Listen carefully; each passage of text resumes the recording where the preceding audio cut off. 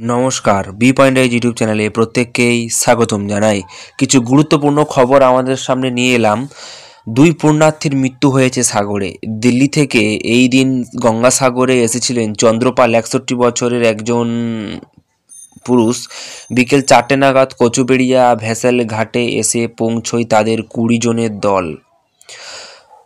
এই দিন সকালে উত্তরপ্রদেশের বয়রা এলাকার বাসিন্দা প্রহ্লাদ সিং, 70 বছর, গঙ্গাসাগর মেলায় যাবেন বলে নামখানায় এসে পৌঁছন।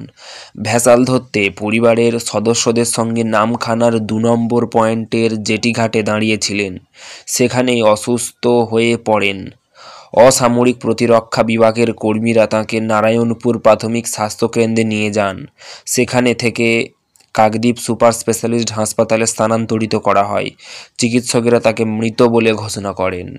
দিল্লি থেকে এই দিন গঙ্গাসাগরে এসেছিলেন চন্দ্রপাল, 61 বছর। বিকেল 4টে নাগাদ কচুবেড়িয়া ভেসালে ঘাটে এসে পৌঁছয় তাঁদের 20 জনের দল। হঠাৎ অসুস্থ হয়ে পড়েন চন্দ্র। অস্থায়ী হাসপাতালে নিয়ে যাওয়ার হয়। পরে সাগর গ্রামীণ হাসপাতালে নিয়ে গেলে চিকিৎসকরা তাকে মৃত বলে জানিয়ে দেন।